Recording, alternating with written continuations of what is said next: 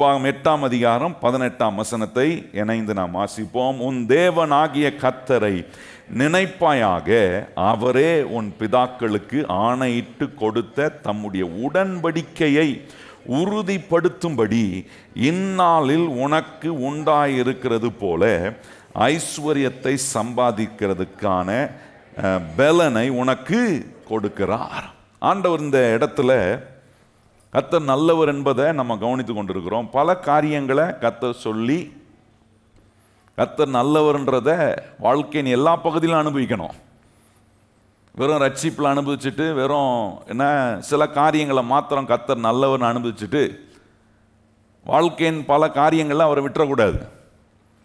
அதுதான் சங்கீதக்காரன் சொல்றான், கர்த்தர் நல்லவர் என்பதை ருசித்து பாருங்கள். சொல்லுங்க எல்லாரும் வாயத்திலிருந்து, கர்த்தர் நல்லவர் என்பதை ருசித்து பார்க்கணும். ருசித்து பார்க்கணும், எல்லாத்துலேயும் ருசிக்கணும்.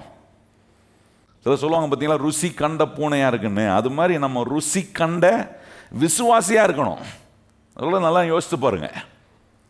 ரட்சிப்பில் இருக்கிற ருசியை நம்ம பார்க்கணும், சமாதானத்தில் இருக்கிற ருசியை நம்ம பார்க்கணும், மன்னிப்பில் இருக்கிற ருசியை நம்ம பார்க்கணும், ஆரோக்கியத்தில் இருக்கிற ருசியை நம்ம பார்க்கணும்.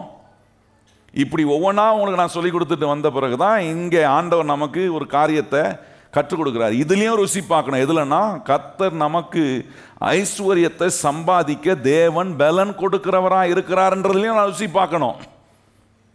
ஆண்டவரை வெறும் ஜெபம் பண்ணுறதுக்கு மாத்திரம் யூஸ் பண்ணிக்கிட்டு நம்ம விண்ணப்பத்தை மாத்திரம் கேட்பாரு அப்படின்னு நம்ம நினச்சி அவரை நம்ம இஷ்டப்படுறதுல மாத்திரம் யூஸ் பண்ணிக்கிற ஒரு ஆண்டவராக வச்சுக்க கூடாது.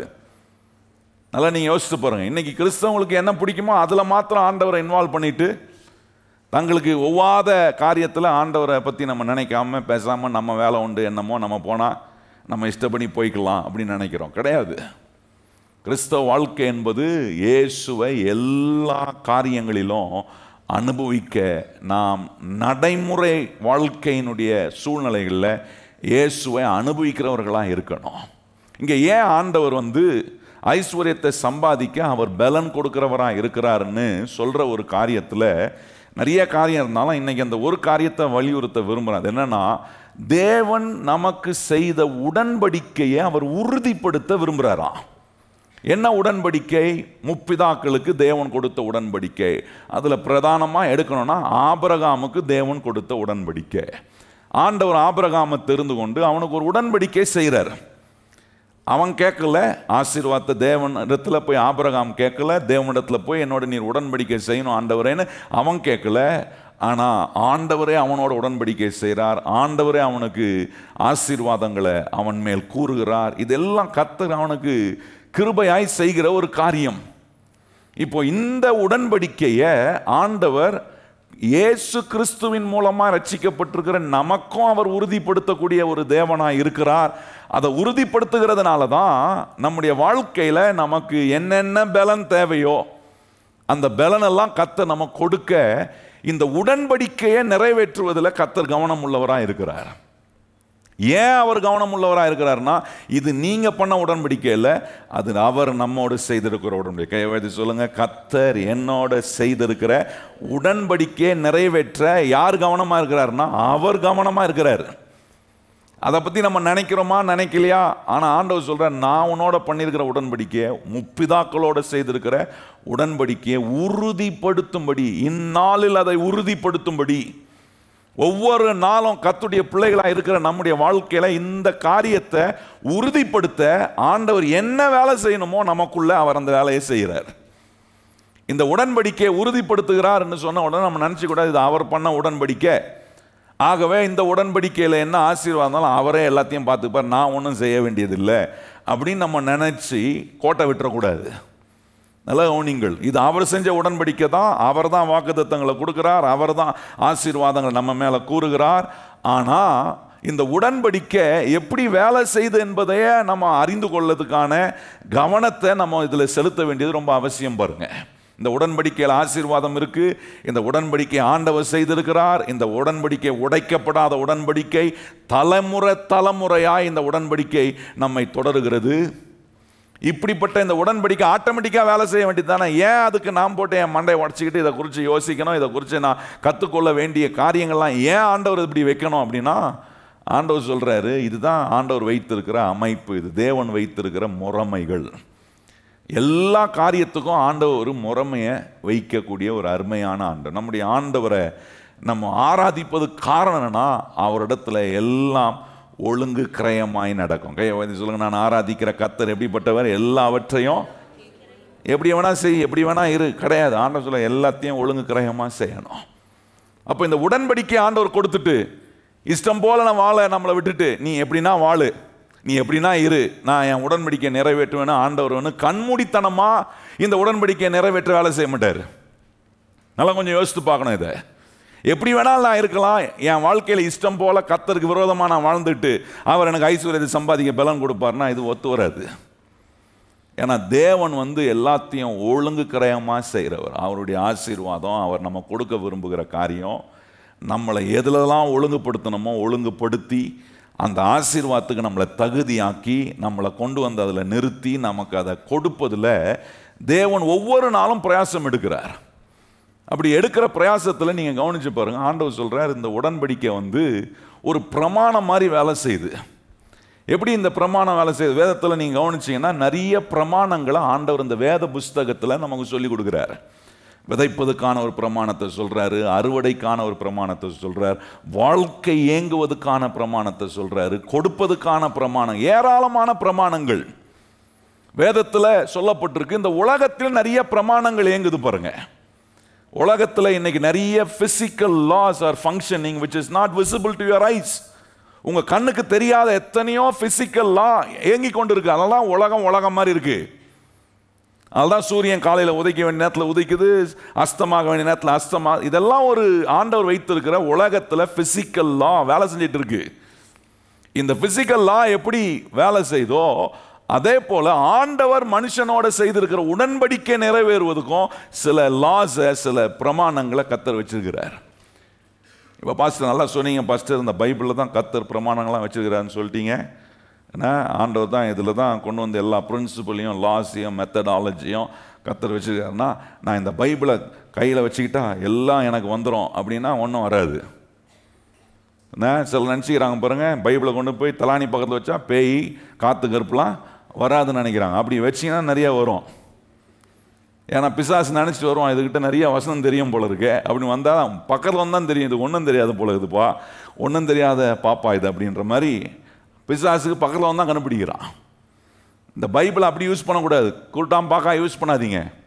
திறந்து வாசிங்க, தினந்தோறும் படிங்க. தூங்குறதுக்கு முன்னாடி பைபிளை வாசித்து தூங்குங்க. சில சொல்லுவாங்க தூக்கம் வரமாட்டேன், தூங்கினா என்னென்னமோ வருது. பைபிளை வாசித்து தூங்க, நல்லா தூங்குவீங்க, நல்ல காரியங்களை கர்த்தர் உங்களுக்கு கற்றுக் கொடுப்பார். நீங்கள் எழும்பும்போது நல்ல ஃப்ரெஷ்ஷாக எழும்பலாம். நிறைய காரியங்களை கர்த்தர் உங்களை கொண்டு செய்வதற்கு இந்த வேத வசனம் ரொம்ப முக்கியமானது. இந்த வேத வசனத்தை தேவனுடைய பிரமாணங்கள், இது எனக்கு நான் நல்லா இருப்பதுக்கான பிரமாணங்களே, எப்படி இந்த உலகம் நல்லா இயங்குவதுக்காக ஆண்டவர் எப்படி பிசிக்கல் லாஸை ஆண்டவர் ஆப்ரேஷனில் வச்சிருக்கிறாரோ, அதே போல ஆவிக்குரிய வாழ்க்கையில் கர்த்தர் எனக்கு சொல்கிற காரியங்கள், கர்த்தர் என்னோடு செய்திருக்கிற உடன்படிக்கையெல்லாம் நிறைவேறுவதற்கு ஆண்டவர் வைத்திருக்கிற பிரமாணங்களை நான் கற்றுக்கொள்ள வேண்டியது ரொம்ப அவசியம். பாருங்க, மனுஷன் பாவம் செய்து பாவத்தினால மரணம் அவனுடைய வாழ்க்கைக்குள்ள அந்த பாவமும் மரணமும் அவனை ஆளுகிற ஒரு பிரமாணத்துக்குள் தன்னை கொண்டு போய் வைக்க தன்னை ஒப்பு கொடுத்துட்டான். ஆண்டவர் வைக்கல, பாவத்துக்குள்ளேயும் மரணத்துக்குள்ளேயும் அவனை வைக்கணும்னு கர்த்தர் வைக்கல. ஆனா அந்த பிரமாணத்துக்குள்ள தன்னை போய் அவன் வலுக்கட்டமாய் வைத்து கொண்டான். எப்படி வைத்துக் கொள்றான்? தேவன் சொன்னதுக்கு விரோதமாய் செயல்பட்டு தேவன் வைத்த அமைப்பை மாற்றி அமைக்கும் போது ஆட்டோமேட்டிக்கா இந்த உலகத்தில் இருக்கிற ஏதோ ஒரு பிசிக்கல் லாவில் போய் நான் பவுண்ட் ஆயிடுறேன், மாட்டிக்கொள்றேன். அது நல்ல ஒரு பிரமாணம் இல்லை. அது என்ன பிரமாணமாக இருக்குன்னா, பாவம் மரணம் என்னும் பிரமாணத்துக்குள்ள மனுஷன் போய் மாட்டிக்கிட்டான். அதனால தான் மீட்பு ரொம்ப அவசியம், ரட்சிப்பு ரொம்ப அவசியம். ஏன் ஆண்டவர் ஒரு மனுஷனுக்கு ரொம்ப அவசியம்னா, இந்த பாவம் மரணம் என்கிற பிரமாணத்துக்குள்ள இருந்தா அது ஒரு எதிர்மறையான சக்தி, வாழ்க்கையை நல்லா ஆக்காது, வாழ்க்கையை சின்னாம்பினம் ஆக்கக்கூடிய ஒரு சக்திக்குள்ள நம்முடைய வாழ்க்கை இருக்கக்கூடாதுன்னு ஆண்டவர் என்ன பண்றாரு, நம்மளை மீட்டு ரட்சிப்பை கொடுத்து இப்போ இன்னொரு பிரமாணத்தை வேலை செய்வார். ஜீவனின் ஆவியின் பிரமாணத்துக்குள்ள கர்த்தர் நம்மளை கொண்டு, ரோமர் 8ஆம் அதிகாரம் முதல் 2 வசனங்கள்ல இந்த காரியம் இருக்கு. இந்த பாவம் மரணம் என்கிற பிரமாணத்துக்குள்ள மனுஷன் ஆளப்படக்கூடாது. அது ஒரு நல்ல ஒரு பிரமாணம் கிடையாது. அது அவனை நல்லாக்கக்கூடிய ஒரு பிரமாணம் கிடையாது. அவனை நல்லா ஆக்கக்கூடிய கோட்பாடு கிடையாது. நல்லா ஆகக்கூடிய கோட்பாடை உண்டு பண்ண இயேசுநாதர் வந்து தம்முடைய ஜீவனை கல்வாரி சிலுவையில் கொடுத்து, எந்த மனுஷனுடைய வாழ்க்கை இந்த பாவம் மரணம் என்னும் பிரமாணத்தினால் ஆளப்படுகிறதோ அந்த மனுஷனை அதிலிருந்து விடுதலை பண்ண இயேசுநாதர் என்ன செஞ்சார்னா, ஜீவனின் ஆவியின் பிரமாணம் மனுஷனை ஆளும்படி தன்னையே ஒரு ஜீவ பலியாய் தன்னை ஒப்பு கொடுத்தார். பாருங்க, இன்னைக்கு இந்த உலகத்தில் நீங்கள் கவனிச்சிங்கன்னா இந்த புவியீர்ப்பு பிரமாணம்னு இருக்குது, எல்லாருக்குமே தெரியும். என்ன இருக்குன்னு போய் டெஸ்ட்லாம் பண்ணாதீங்க. நான் வந்து மாடியில் போய் நின்று புவியீர்ப்பு பிரமாணம் இருக்கா, கீழே இழுக்கிற பிரமாணம் இருக்கான்னு நீங்கள் ட்ரை பண்ணிங்கன்னா அடுத்த வாட்டி ட்ரை பண்ணுறதுக்கு நீங்கள் இருக்க மாட்டீங்க. நான் சொல்கிறது புரியுதா உங்களுக்கு? அதோட டாட்டா தான் உங்களுக்கு. அதனால் இதெல்லாம் வேலை செய்யுது. இந்த உலகத்தில் நீங்கள் கவனித்து பார்த்தீங்கன்னா இந்த புவியீர்ப்பு பிரமாணம் வேலை செய்யுது. ஆனால் சில பொருள்கள், சில கருவிகள் நீங்கள் கவனிச்சிங்கன்னா இந்த கீழே இழுக்கக்கூடிய இந்த புவியீர்ப்பு பிரமாணத்துக்கு எதிர்த்து அதை ஜெயித்து வேலை செய்யக்கூடிய நிறைய பிரமாணங்கள் உள்ள பொருள்கள் இருக்க. ரொம்ப ஈஸியாக நீங்கள் புரிஞ்சுக்கிறது சொல்லணும்னா ஏரோப்ளைனை கொஞ்சம் கவனித்து பாருங்கள். ஏரோப்ளைன் மேலே வானத்தில் பறக்குதே, ஏன்னா ஒன்றில் ஒரு ஒரு மாடியிலிருந்து குதிச்சாலே சர்றன்னு கீழே இருக்குதுன்னா எத்தனையோ மைல் கணக்கான உயரத்தில் பறக்கக்கூடிய பிளெயின் வந்து எப்படி பறக்குதுன்னு கொஞ்சம் யோசிச்சு பாருங்க. அப்போ அங்கே அந்த உயரத்தில் எவ்வளோ அதிகமான கீழே இழுக்கக்கூடிய சக்தி வேலை செய்யுன்றதை யோசிச்சு பாருங்க. ஆனால் அந்த ஏரோப்ளைன் பாருங்க என்ன பண்ணுது, இந்த புவியீர்ப்பு பிரமாணத்துக்கு எதிர்த்து வேலை செஞ்சு அதை பீட் பண்ணி மேலே பறந்து அதை கான்ஸ்டன்டாக பறக்க வச்சு இறங்க வேண்டிய நேரத்தில் இறங்குது, ஏற வேண்டிய நேரத்தில் ஏறுது. உலகத்தில் இருக்கிற பிசிக்கல் லாவையே எதிர்த்து வேலை செய்ய வைக்க இன்னொரு லாவை மனுஷன் கண்டுபிடிச்சி அதை வேலை செய்ய வச்சிருப்பானா? மனுஷன் பாவம் மரணம் என்கிற ஒரு பிரமாணத்தில் விழுந்து போன போது ஆண்டவர் என்ன, அவனை அதிலிருந்து விடுவிக்க இன்னொரு பிரமாணத்தை உண்டாக்க அவருக்கு திறமை இல்லையா, அவருக்கு வல்லமை இல்லையா? கொஞ்சம் யோசித்து பாருங்க. அதுதான் பவுல் சொல்றாரு, ஜீவனின் ஆவியின் பிரமாணம் நான் பண்ண லிஃப்ட் மாதிரி தூக்குது மனுஷனை.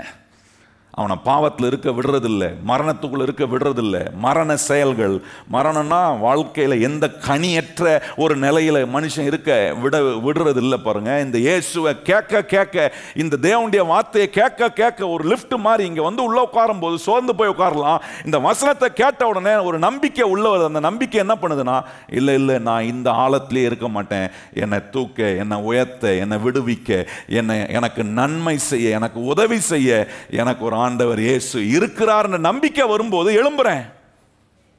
அதான் வேதம் சொல்லுகிறேன், உன் தூசியை உதறிவிட்டு எழும்புன்றார் பாருங்க. எழும்புறேன். ஏன் எழும்புறேன்னா, எனக்கு தெரியுது இந்த தூசியில இருக்கிறவன்ல நான் கீழாகாம மேலாக வேண்டும் என்கிற திட்டத்தை கத்த. எத்தனை பேர் கையை உயர்த்தி சொல்லுங்க, நான் கீழாகாம மேலாகணும்ன்ற ஒரு திட்டத்தை அவர் போட்டு வச்சு ரட்சிப்பை கொடுத்து எனக்கு அவர் ஆண்டவராக இருந்து நான் அவருக்கு பிள்ளையாக இருந்து அவர் எனக்கு உடன்படிக்கையை உண்டு பண்ணி அந்த உடன்படிக்கை எப்படிலாம் வேலை செய்யுன்றதை எனக்கு சொல்லி கொடுத்து இவ்வளோ முயற்சி எடுக்கிற என் ஆண்டவர் என்னை கீழே கிடக்க விட்டுருவாரா? யோசித்து பாருங்க. நம்மளை உயர்த்த, நம்மளை லிஃப்ட் பண்ண இயேசு ஒருவர் தான் அக்கறை உள்ள தேவனாக இருக்க. என்னை லிஃப்ட் பண்ண என் மேலே அக்கறை உள்ள தேவன் அவர் ஒருவர் தான். அதுதான் தாவீது சொல்றாரு, எந்த மனுஷனையும் உயர்த்த உம்மால கூடும். எத்தனை பேர் நம்புறீங்க? எந்த மனுஷன், அதை எப்படி சொல்லாம, கர்த்தருடைய பிள்ளைகளாக இருக்கிற நம்ம உயர்த்த அவரால் முடியும். எத்தனை பேர் நம்புறீங்க? கர்த்தருடைய பிள்ளை கையை வச்சு சொல்லுங்க, என்ன உயர்த்த என் ஆண்டவரால் நிச்சயமாய், எவரையும் மேன்மைப்படுத்த உயர்த்த உம்மால் ஆகும் என்று தாவீது சொல்றானே. இப்போ எனக்கு உயர்த்த, என்னை மேன்மைப்படுத்த எனக்குள்ள ஒரு பிரமாணத்தை வச்சுக்க. என்ன பிரமாணம்? ஜீவனின் ஆவியின் பிரமாணம் தூக்குது, என்ன லிஃப்ட் பண்ணுது.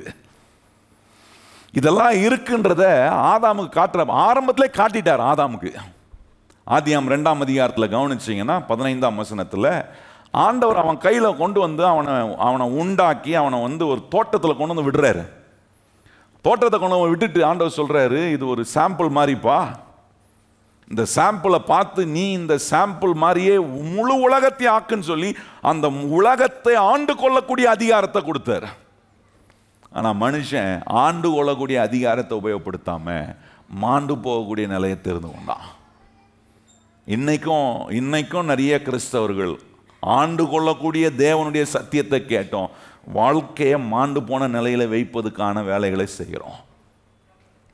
அவனுக்கு ஒரு விதை மாதிரி கொடுத்தாரு. என்ன விதை மாதிரி ஏதேன் தோட்டத்தையே ஒரு விதை மாதிரி கொடுத்தாருங்க ஆண்டவர். யோசிச்சு பாருங்க, முழு உலகத்தையும் உண்டாக்கி அதுல ஒரு ஏதேன் தோட்டத்தை உண்டாக்கி அந்த ஏதேன் தோட்டத்தில் கொண்டு வந்து மனுஷனை உண்டாக்கி மனுஷனுக்கு வேண்டிய எல்லாத்தையும் உண்டாக்கிட்டு அவன் கையில கொண்டு வந்து அவனை அங்க விட்டுட்டு அந்த ஏதேன் தோட்டத்தை ஒரு விதை மாதிரி கொடுக்குறாரு. கொடுத்து சொல்ற, இந்த விதை நீ விதைக்கணும்பா, இதை பண்படுத்தணும்பா, பராமரிக்கணும். இந்த விதையை உன் கையில கொடுத்துருக்கிறேன், இந்த விதையை போல முழு உலகத்தையும் இந்த மாதிரி ஆக்குன்றாரு. ஆதாம் முழு உலகத்தையும் ஏதேன் தோட்டம் போல ஆக்குறதுக்கு பதிலாக கடைசியில் ஏதேன் தோட்டத்தை விட்டு வெளியே வர வேண்டிய கூடிய நிலைக்கு தன்னை தேவனுக்கு முன்பாக அபாத்திரனாக்கி கொண்டான். நல்லா கவனிங்க துடிப்பா. அதனால தான் ஆண்டவர் இந்த நாட்களிலும் நமக்கு சொல்லிக் கொடுக்குறார், தேவனுடைய காரியங்களை புரிந்து தேவன் நமக்கு செய்திருக்கிற உடன்படிக்கை, அந்த உடன்படிக்கையை நிறைவேற்ற கர்த்தர் என்ன முயற்சியெல்லாம் நமக்குள்ள இருந்து அவர் எடுக்கிறாரு, அந்த முயற்சிகள்லாம் என்ன பண்ணுது அப்படின்றது தான் ஆண்டவர் நீ காட்டுறாரு. இன்னைக்கு எங்கேயும் நான் கீழே தாழ இருக்க வேண்டியதில்லை, நான் தாழ இருந்தா என்னை உயர்த்த எனக்கு ஒரு ஆண்டவர் என் கூடவே இருக்கு. எத்தனை பேர் கை வச்சு சொல்ல, நான் தாழ இருந்தா இன்னைக்கு ஒருவேளை தாழ்வில் இருக்கிற மாதிரி இருக்கலாம், ஒருவேளை சிக்கல்ல இருக்கிற மாதிரி இருக்கலாம், ஆனால் நான் சொல்றேன், உங்களை உயர்த்த உங்களை விடுதலை பண்ண தேவன் உங்களோட கூடவே இருக்கிறார். உங்களோட கூட இருக்கிறான்றதுக்கு அறிகுறி என்ன தெரியுமா? இந்த சத்தியத்தெல்லாம் கேட்க வைக்கிறாரு பார்த்தீங்களா, இதெல்லாம் ஒரு அறிகுறி. சொல்றார், நீ கீழே கிடக்கிறவன்ல, நீ வாளாகாமல் தலையாவ, நீ கீழாகாமல். யாருக்கு சொல்றாரு? என் வசனத்தை கேட்டு என் சத்தத்துக்கு செவி கொடுத்து நான் சொல்றதெல்லாம் செய்யறவங்க. இங்க நம்ம என்ன பண்றோம்? கர்த்தருடைய சத்தத்துக்கு செவி கொடுக்கிறோம், கேட்கிறோம், புரிந்து கொள்றோம். புரிந்து கொண்டதை வெளியே போய் வாழ்க்கையின் சூழ்நிலையில அதை உபயோகப்படுத்துறோம். நமக்கு தான் இந்த ஆசீர்வாதத்தை சொல்றார், நீ வாளாகாம நீ என்னவாய்? தலையாவாய். நீ கீழாகாம என்னவாய்? மேலாவாய். இந்த மேல ஆகிறதுக்குன்னு ஆண்டவர் வச்சுக்கிற பிரமாணங்களை உபயோகப்படுத்துங்க. உபயோகப்படுத்தாமல் கோட்டை விட்டுட்டு ஒன்றுமே நடக்க மாட்டுது, என்னென்னமோ பண்ணி பார்க்குறேன், ஒன்றும் நடக்க மாட்டுது. நிறைய கிறிஸ்தவங்க கம்ப்ளைண்டே இதுதான். நான் பண்ணுறதே தான் அவன் பண்ணுறான், அவனுக்கு நல்லா வருது, எனக்கு நல்லா வர மாட்டுது. ஏன்னா நம்ம புத்தி சரியில்லை, நம்முடைய எண்ணங்கள் சரியில்லை, நம்முடைய காரியங்களை ஆண்டவர் எப்படி நமக்கு உதவி செய்து உயர்த்த விரும்புகிற அந்த யோசனையே இல்லை. மற்றவனையே பார்த்துட்டு இருக்கிறோம். ஆண்டவர் சொல்றாரு, நான் உனக்கு வச்சிருக்கிற ஆசீர்வாதத்தை பாரு, அதை எப்படி உன் வாழ்க்கையில செயல்படுத்தணும், நான் உன்னோட செய்திருக்கிற உடன்படிக்கை கொஞ்சம் யோசிச்சு பாரு. அந்த உடன்படிக்கை நிறைவேறுவதற்கு சில பிரமாணங்கள் கோட்பாடுகளை வச்சிருக்கிறேன், அது மேல உன் கவனத்தை கொண்டு வா. போன வாரம் ஒன்று ஆரம்பித்தேன், இந்த நம்மளை எப்படி ஆண்டவர் பாவம் மரணம் என்கிற பிரமாணத்திலிருந்து விடுதலை பண்ணி இந்த ஜீவனின் ஆவியின் பிரமாணம் நம்மளை லிஃப்ட் பண்ணுது பாருங்க. அந்த பிரமாணம் என்ன காண்பிக்குதுன்னா, முதல்ல ஒரு காரியத்தை நம்ம கற்றுக் கொடுக்கிறது என்னன்னா, மத்தேயு 6:33 கவனிச்சோம். முதலாவது தேவனுடைய ராஜ்யத்தையும் அவருடைய நீதியும் தேடுங்கள், அப்பொழுது இவைகள் எல்லாம் உங்களுக்கு கூட கொடுக்கும். அங்க தேவனுடைய ராஜ்யம் எப்படி இயங்குதுன்ற ஒரு பிரமாணத்தை அங்க சொல்றாரு. நல்லா கவனிக்கணும். வசனத்தை வாசிக்கும் போது இப்படி வாசிக்கணும், முதலாவது தேவனுடைய ராஜ்யத்தையும் தேடும் நீதியும் தேடுங்க, அப்போ இவைகள்லாம் கூட கொடுக்கணும், விட்டுறக்கூடாது. ரொம்ப பிரபலமான வசனம், தட்டி எழுப்பினா, தூக்கத்தில் தட்டி எழுப்பினாலும் கிறிஸ்தவங்களுக்கு இந்த வசனம் ஞாபகமாக சொல்லுவாங்க. முதலாவது தேவனுடைய ராஜ்யத்தையும் அப்படி நீதி, அவங்க தான் தேடவே மாட்டாங்க, ரொம்ப மனப்பாடமாக வச்சுருப்பாங்க பாருங்க. அவங்க வாழ்க்கையில் இது கரெக்டான மெத்தடில் தேட மாட்டாங்க. ஆண்டவர் சொல்கிற முதலாவது இந்த ராஜ்யம் எப்படி வேலை, இந்த ராஜ்யத்துக்குள்ளே வச்சு எனக்கு ஆண்டவர் இந்த ஜீவனின் ஆவியின் பிரமாணத்தை எனக்குள்ளே உண்டாக்கி பாவம் மரணம் என்கிற பிரமாணத்திலிருந்து என்னை விடுதலை பண்ணி இந்த ராஜ்யத்துக்குள்ளே கொண்டு வந்திருக்கிறாரே. இந்த ராஜ்யத்துக்குள்ளே கொண்டு வந்து என்னை வச்சிருக்கிற இந்த பிரமாணம் எப்படி வேலை செய்யுது நான் முதல்ல காண்பித்தேன். முதல் எது இருக்கணுமோ அதை முதலாவது நம்ம வாழ்க்கையில் வைக்கணும். What must be first in your life must be first. அதுக்கு எந்த சாய்ஸும் கிடையாது.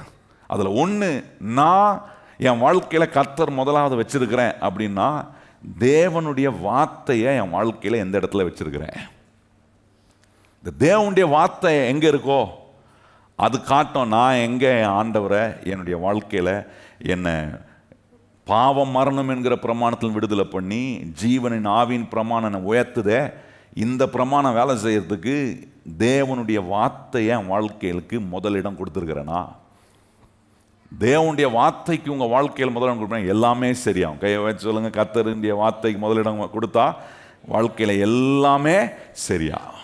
ஏன்னா வேத வசனம் சொல்லுகிறது, இந்த தேவனுடைய வசனத்தை ஒரு மனுஷன் தன் வாழ்க்கையில் இடம் கொடுப்பானா, இந்த தேவனுடைய சத்திய வசனங்கள் அந்த மனுஷனை தேறினவனை ஆக்குமா, தேறினவன் ஆக்கும். அவனை பேதையா இருக்க விட ஞானி ஆக்கும். அவனை எல்லா காரியங்களிலும் கர்த்தர் சிறப்புள்ளவனா மாற்றுவார். மோசே உங்களுக்கு உதாரணமாக காண்பித்தேன். சங்கீதக்காரன் சொல்கிறான் பாருங்க, 1ஆம் சங்கீதம் சொல்கிறாரு, என்ன சொல்கிறாரு, தேவனுடைய வார்த்தையில் இரவும் பகலும் தியானமாய் இருக்கிற மனுஷன் அவன் பாக்கியவான். அவன் நீர்க்கால் ஓரமாய் நடப்பட்ட ஒரு மரத்தை போல இருப்பான். இலை உஷ்ணம் வந்தாலும் அவன் என்ன பசுமையாக இருப்பான். அதுக்கு சொல்லிட்டு சொல்கிறாரு, அவன் செய்வதெல்லாம் வாய்க்கும். எவன் செய்வது? தேவனுடைய வார்த்தைக்கு முதலிடம் கொடுக்கிறவனுக்கு எல்லாம் வாய்க்குன்றாரு. நல்ல கவனிங்கள். நிறைய வசனம் இருக்கு. உபாயம் 28:1-14 வாசித்து பாருங்க. முதல் வசனத்திலே இருக்கு, வசனத்துக்கு முக்கியத்துவம் கொடுக்கிறவனுக்கு என்ன ஆசீர்வாதம் வரும், அவன் வாழ்க்கை எப்படி இருக்கும், அவன் குடும்பம் எப்படி இருக்கும், அவன் கையின் பிரயாசம் இருக்கும், அவனுடைய பொருளாதாரம் எப்படி இருக்கும். இந்த 14 வசனம் அதுதாங்க சொல்லுது. அவன் பட்டணத்தில் எப்படி இருப்பான், அவன் தேசத்தில் எப்படி இருப்பான், அவனுடைய நிலைகள் எப்படி இருக்கும், அவனுடைய வம்சம் எப்படி இருக்கும். இந்த 14 வசனத்தை மனப்பாடம் பண்ணுங்க. உபாகமம் 28ஆம் வசன அதிகாரத்தில் முதல் 14 வசனத்தை மனப்பாடம் பண்ணுங்க. என்ன சொல்லியிருக்கு, அது என்ன பற்றி, என் வாழ்க்கையை பற்றி, கர்த்தர் எனக்கு செய்ய விரும்புகிற காரியம். யாருக்கு? கர்த்தருடைய வார்த்தையை முதலிடத்தில் கொண்டு வருகிற ஒரு மனுஷனுக்கு ஆண்டவர் செய்யக்கூடிய ஒரு ஆசீர்வாதம். கர்த்தருடைய வார்த்தையை முதலிடத்தில் வைங்க. கர்த்தரை உங்கள் வாழ்க்கையில் தேடுறதை முதலாவது வைங்க. கர்த்தருக்கு கனப்படுத்துறத முதலாவது வைங்க. உங்களுடைய வாழ்க்கையின் முதல் மணி நேரத்தை கர்த்தருக்கு என்று கொடுங்க. இதெல்லாம் உங்களுக்கு போன வாரம் காண்பித்தேன். இன்னைக்கு 2வது காரியத்தை சொல்லி 2வதும் 3வதையும் கொஞ்சம் ஹைலைட் பண்ணி காட்ட விரும்புகிறேன் பாருங்க. 2வது ஆண்டவர் சொல்றாரு, இந்த பாவம் மரணம் என்கிற பிரமாணத்திலிருந்து விடுதலை பண்ணி ஜீவனின் ஆவியின் பிரமாணம் என்னை உயர்த்துதே, லிஃப்ட் பண்ணுதே. இந்த தேவனுடைய ராஜ்யத்துக்குள்ள கொண்டு வந்து என்னை லிஃப்ட் பண்ற ஒரு பிரமாணத்துக்குள்ள வச்சிருக்கிறாரு. கையவத்தி சொல்லுங்க, தேவனுடைய ராஜ்யத்தில் என்னை லிஃப்ட் பண்ற ஒரு பிரமாணத்துக்குள்ள நம்மளை லிஃப்ட் பண்ணோம். அது என்ன சோர்வோடு வந்தாலும் நான் சொல்கிறேன், உங்களை அதுலேருந்து லிஃப்ட் பண்ணும். ஆண்டவர் லிஃப்ட் பண்ண அவர் வல்லவராக இருக்கார். 2வது பாருங்கள், ரொம்ப முக்கியமானது. ரோமர் 4ஆம் அதிகாரத்தில் இங்கே பவுல் சொல்கிற ஒரு வார்த்தையை நான் உங்களுக்கு காண்பிக்கிறேன். ஆபிரகாமை குறித்து அங்கே சொல்லப்பட்டிருக்கு. ரோமர் 4ஆம் அதிகாரத்தில் 25ஆம் வசனம். ரோமர் 4ஆம் அதிகாரம் 25ஆம் வசனம் வாசிப்போமா எல்லாரும்?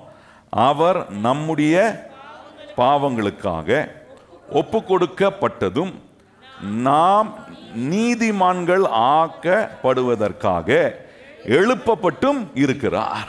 அதில் ரொம்ப அருமையாக சொல்லியிருக்கு, நம்மளை நீதிமானாக்க நம்மளுடைய வாழ்க்கையில் ஆண்டவர் செய்ய விரும்புகிற காரியங்கள் பாருங்க. இப்போ ஒரு மனுஷன் விசுவாசத்தினால அவன் நீதிமானாக, ஆபிரகாமை குறித்து சொல்லப்பட்டிருக்கு, அவனுடைய விசுவாசம் அவனை நீதிமானாக்குச்சு அப்படின்றத அவங்க சொல்றாரு. அவன் தேவன் மேல் வைத்த விசுவாசம் அவனை என்ன வாக்கிச்சுன்னா அவனை ஒரு நீதிமானாக மாற்றுகிறது. அப்போ 2வது ஆண்டவர் நம்மளை உயர்த்துவதுக்கு இந்த பாவம் மரணம் என்கிற பிரமாணத்திலிருந்து நம்மளை விடுதலை பண்ணி ஜீவனின் ஆவியின் பிரமாணத்துக்குள்ள வரும்போது எதை என் வாழ்க்கையில் முதலாவது வைக்கணும் அதை முதலாவது வைக்க. 2வது கர்த்தருக்கு கீழ்ப்படுகிறத என் வாழ்க்கையில் கொண்டு வரேன். இந்த காரியம் ரொம்ப முக்கியம் பாருங்க. இந்த தேவனுடைய வார்த்தையை என் வாழ்க்கையில் முதலிடத்தில் வச்சுட்டுனா 2வது அதை தொடர்ந்து வருகிற லிஃப்ட். 2வது லிஃப்ட் என்னன்னா, கர்த்தருக்கு எப்பொழுதும் கீழ்ப்படுகிற, மனமோர்ந்து கீழ்ப்படுகிறவனா மாறுறேன். அங்கே வேதம் சொல்லுது பாருங்க, ஏசாயா 1ஆம் அதிகாரத்தில் 19ஆம் வசனத்தில் அங்கே சொல்கிறாரு, என்ன, மனம் பொருந்தி செவி கொடுத்தால் தேசத்தின் நன்மைகளை நீங்கள் புசிப்பீங்க. மனம் பொருந்தி அப்படின்னா if you are willing and obedient. ஆங்கிலத்தில் ரொம்ப அழகாக வந்திருக்கு, if you are willing and obedient. ஒரு மனுஷன் கர்த்தர் மேல ஒரு விசுவாசத்தை வைக்கிறானா, அந்த விசுவாசம் அவனை நீதி ஆக்குதுன்னா, அந்த விசுவாசம் உன்னை காட்டுது என்னன்னா, விசுவாசிக்கிற மனுஷன் கண்டிப்பா கீழ்ப்படுகிறவனா இருப்பான். ஆபிரகாம் கர்த்தரை விசுவாசிச்சான். அந்த விசுவாசம் அவனை என்ன பண்ணுச்சுன்னா, கர்த்தர் சொன்னதுக்கு கீழ்ப்படியக்கூடிய ஒரு மனுஷனா மாத்திச்சு. இதுதான் இருக்கு அந்த இந்த லிஃப்ட், இந்த ஜீவனின் ஆவியின் பிரமாணம் ஏங்கும் போது நம்முடைய வாழ்க்கையில விசுவாசம் வரும். அந்த விசுவாசம் கர்த்தருக்கு கீழ்ப்படுகிறவளா மாத்தோம். கர்த்தருக்கு எதிர்த்து செயல்படுறவனா இருக்க மாட்டேன். அதான் இங்க சொல்றார், மனம் பொருந்தி செவி கொடுத்தார். இஃப் யூ ஆர் வில்லிங், ஆங்கிலத்தில் ரொம்ப அழகா இருக்கு, இஃப் யூ ஆர் வில்லிங். மனம் பொருந்தி என்ன நீங்கள் கீழ்ப்படிவீர்களானால், கட்டாயத்துக்காக கீழ்ப்படியணும் அப்படி இல்லை. இங்கே வேதம் சொல்லுது, if you are willing and obedient. நிறைய பேர்கிட்ட பாருங்க இந்த கர்த்தருக்கு கீழ்ப்படிகிறது இருக்கும், ஆனால் அந்த வில்லிங்னஸ் இருக்காது. ஆனால் வேதம் சொல்லுகிறது நீங்கள் மனம் பொருந்தி, if you are willing and obedient, ரெண்டுமே ரொம்ப முக்கியம். இந்த ஜீவனின் ஆவியின் பிரமாணம் வேலை செய்யும் போது நான் எதை செஞ்சாலும் ஆண்டவருக்கு வில்லிங்னஸோட வாஞ்சையோட மனமோர்ந்து அந்த வில்லிங்னஸ் கூட இருக்கும் பாருங்க. வெறும் சொல்லிட்டாரு சொன்னதுக்காக கீழ்ப்படியணும் அப்படி இல்லை, கீழ்ப்படுகிறேன். ஏன்னா அதில் எனக்கு ஒரு வில்லிங், அதை மனமோர்ந்து, அதை ஆசையோட, அதை பிரியத்தோடு, அதை புரிந்து கொண்டு, இல்லை நான் இந்த பாவம் மரணம் என்கிற பிரமாணத்தில் ஆளப்படக்கூடாது, ஜீவனின் ஆவியின் பிரமாணத்தில் நான் என் வாழ்க்கையை வைக்கணும். ஆகவே மனமோர்ந்து நான் என்ன செய்கிறேன், I am willing and obedient. மனம் பொருந்தி செவி கொடுத்தால் தேசத்தின் நன்மையை நீங்கள் என்ன பண்ணுவீங்க, புசிப்பீங்கன்னு சொல்கிறாரு. ஒரு அருமையான தேவ மனுஷன் கெனட் ஹேகன் ஒருத்தர் இருந்தார் பாருங்க. நிறைய புஸ்தகத்தை எழுதியிருக்கிறாரு. நிறைய கிறிஸ்துவை குறித்து, கிறிஸ்துவனுடைய வல்லமையை குறித்து, கிறிஸ்துவனுடைய மகத்துவத்தை குறித்து அதிகமாக எழுதுவார், அதிகமாக போதிப்பார் அவர். அப்போ ஒரு சபைக்கு அவர் போதகராக இருந்தார்.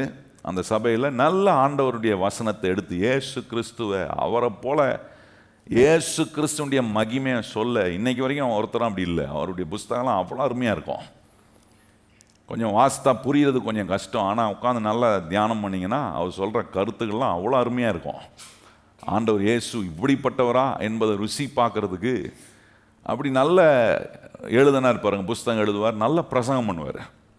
அப்போது சபையில் நல்ல பிரசங்கம் பண்ணிட்டுருந்தார். நல்லா போயிட்டு இருந்துச்சு. விசுவாசிங்க ஆசீர்வதிக்கப்பட்டாங்க, அவங்க வாழ்க்கை மாறிச்சு, நல்ல ஆண்டவருடைய காரியங்களை பின்தொடர்ந்தார்கள், இயேசுவை வைராக்கியமாக செய்து கொண்டிருந்தாங்க. ஆண்டவர் நாள் அவர்கிட்ட சொன்னாராம், நீ இந்த மாதிரி போதிக்கிறத நீ எல்லா இடத்துக்கும் போய் போதிக்கணும்னு சொன்னாராம். அப்போ ஆண்டவர் சொன்னதுக்கு கீழ்ப்படின்னு சொல்லி சொன்னாராம். சரி ஆண்டவரே, நீ சொல்கிற மாதிரியே எல்லா இடத்துக்கும் நீர் எங்கெல்லாம் போக சொல்லி அங்கெல்லாம் போய் நான் என்ன பண்ணுறேன், நீ சொல்கிற மாதிரி இதே இதுவே நான் போய் ஆண்டவரை ப்ரீச் பண்ணுறேன், டீச் பண்ணுறேன், ஜனங்களுக்கு நான் போதிக்கிறேன் ஆண்டவரே அப்படின்னு சொல்லி ஆரம்பித்தாராம் பாருங்க.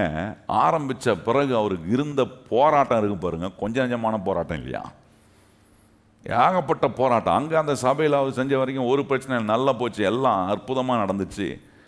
சொல்கிறாரு, நான் எப்போ இந்த ஆண்டவர் சொன்னாருன்னு நான் கீழ்ப்படிஞ்சு போனனோ அப்போத்துலேருந்து பிரச்சனை மேலே பிரச்சனை, எல்லா இடத்துலையும் பிரச்சனை, தடைகள், எனக்கு போதுமான நன்மை இல்லை, போய் பல இடங்களுக்கு போகிறதுக்கு போதுமான பணம் இல்லை, கஷ்டம், ஏகப்பட்ட காரியத்துக்குள்ளே நான் தவித்து கொண்டு இருந்தேன்.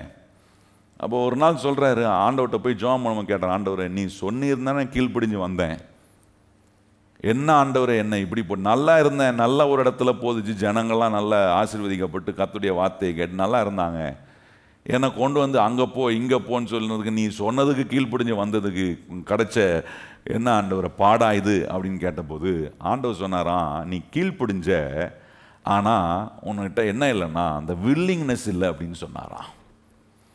நீ எனக்கு கீழ்ப்படிஞ்சப்பா, ஆங்கிலத்தில் தான் இந்த வார்த்தை ரொம்ப, மனம் பொருந்தி செவி கொடுத்தால், செவி கொடுத்த, ஆனால் என்ன பண்ணலன்னா கீழ்ப்படிவதுக்கு உன்னை நீ செவியை சாட்சி கீழ்ப்படிஞ்ச, ஆனால் அதை வில்லிங்னஸோட செய்யலை, அதை மனமோர்ந்து செய்யலைன்றார். நல்லா கவனிச்சு பாருங்க. இன்னைக்கு நிறைய நேரத்தில் நம்முடைய வாழ்க்கையில் அந்த கீழ்ப்படிதலுக்கான பலனை நாம் அனுபவிக்க முடியாமல் போகிறது காரணம் என்னன்னா, அதை வில்லிங்னஸோட செஞ்சுக்கிறேன்னு செக் பண்ணணும். சொல்லிட்டார் வேறு வழி இல்லை, என்ன பண்ணுறது அப்படின்றதுக்காக சிலருக்கும் வீட்டில் சில வேலையை சொல்லிட்டா என்ன பண்ண சொல்லிட்டாங்க, சொல்லி இந்த வீட்டில் வாட்சி தொலைச்சோம், செஞ்சுட்டு போவோம், என்னத்தை பண்ணுறது வேறு வழி இல்லாமல் அப்படி செய்கிறவங்க இருக்கிறாங்க. ஆனால் சில வீட்டில் சந்தோஷமாக செய்கிறவங்களும் இருக்கிறாங்கல்ல. நான் சொல்ல புரியுதா, வித்தியாசம் புரியுதா உங்களுக்கு? பாத்திரத்தை இஷ்டத்தோடு கழுவுனீங்கன்னா பாத்திரம் கிராச் இல்லாமல் இருக்கும். பாத்திரம் கழுவுறத கஷ்டமாக செஞ்சீங்கன்னா கோடு கோடாக இருக்கும், சாப்பிட்றவங்களுக்கு கண்டுபிடிப்பாங்க, ஐயோ என்ன இப்படி இருக்குது அப்படின்றது தெரியும். இஷ்டத்துக்கும் கஷ்டத்துக்கும் வித்தியாசம் தெரியுதா அவங்களுக்கு? இப்போ ஆண்டவர் சொல்ற, மனம் பொருந்தி நீ கீழ்ப்படிஞ்சப்பா, செவி கொடுத்த. ஆண்டவர் சொன்னாரா, நீ கீழ்ப்படிஞ்ச, செவி கொடுத்த, ஆனா வில்லிங்னஸ் இல்லை உனக்கு அப்படின்னாரா. அந்த மனுஷன் அன்னைக்கு சொல்றாரு, அன்னைக்கு தான் நான் யோசித்தேன், நான் கீழ்ப்படிஞ்சாலே போதும்னு நினைச்சேன், ஆனா அந்த கீழ்ப்படிதலோடு கூட அந்த ஒரு வில்லிங்னஸ் ரொம்ப முக்கியமானது போல இருக்கு. அன்னையிலிருந்து ஒரு தீர்மானம் எடுத்து அவர் முடிவு பண்ணாராம், இல்லை ஆண்டவரே நான் கீழ்ப்படிஞ்சிருக்கிறேன், அந்த இனிமே நான் கீழ்ப்படுகிறத இஷ்டத்தோடு செய்கிறேன், எங்கே நீர் அனுப்பினாலும் கஷ்டத்தை பார்க்க மாட்டேன், எனக்கு அது இல்லை இது இல்லைன்னு பார்க்க மாட்டேன், ஆண்டவரே நீ என்னை உம்முடைய வார்த்தையை பிரசங்கிக்கிறதுக்கு ஒரு வாய்ப்பை கொடுத்துருக்கிறீரே என்று நான் ஆண்டவரே ஆசையோட உமக்கு கீழ்ப்படிந்ததை செய்ய ஆரம்பிக்கிறேன். அதுக்கு பிறகுதான் உலகம் முழுவதும் அந்த மனுஷனை கர்த்தர் பயன்படுத்தினாராம். அவர் அறியாதவர்கள் இல்லை, அவர் மூலமாக உருவானவர்கள் ஏராளமான பேர், அவரிடத்துல உருவானவர்கள் ஏராளமான காரியத்தை தேவனுடைய ராஜ்யத்தில் செய்தார்கள். மிகப்பெரிய ஊழியர்கள் எல்லாம் அவர் உருவாக்கினார். இந்த மனுஷன் கீழ்ப்படிதலோட வில்லிங்னஸை ஆட் பண்ணது, மனம் பொருந்தி செவி கொடுத்தது, எப்பேற்பட்ட மாற்றங்கள்லாம் உண்டாக்கிச்சு பாருங்க. இன்னைக்கு நீங்கள் சொல்ல நான் கீழ்ப்படுகிறேனே, கீழ்ப்படிதலை மனம் பொருந்தி அதை செஞ்சுருக்கீங்களான்னு பாருங்கள்.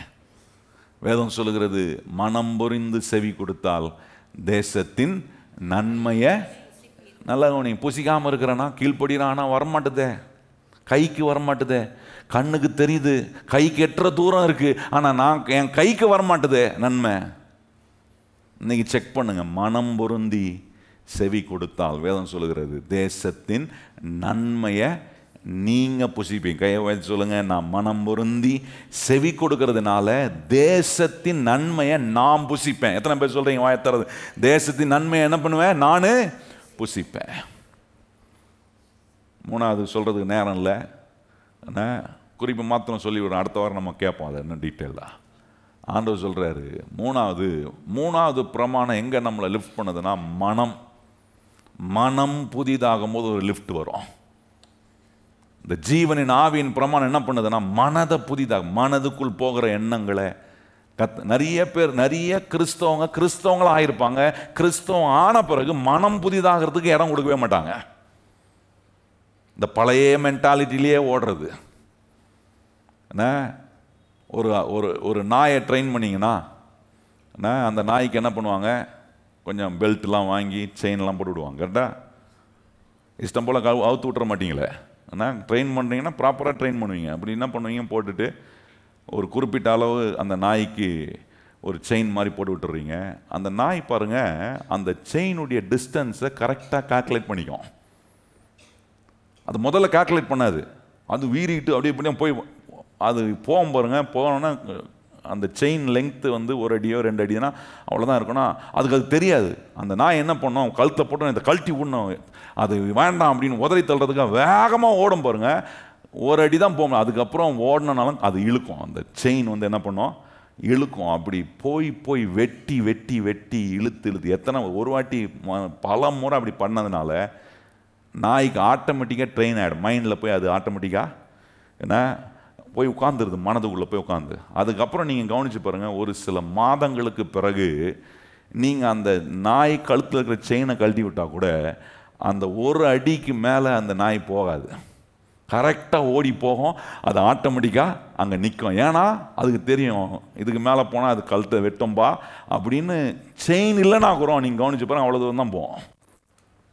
இது மாதிரி தான் நிறைய விஷயங்கள் கிறிஸ்தவ வாழ்க்கையில் கூட தப்பான காரியத்தை நம்ம மனதுக்குள்ளே வச்சு நம்ம செட் ஆகிட்டோம் பாருங்க. அதை உடைப்பதுக்கான சத்தியத்தை கேட்டு நம்முடைய மனம் புதிதாகலைன்னா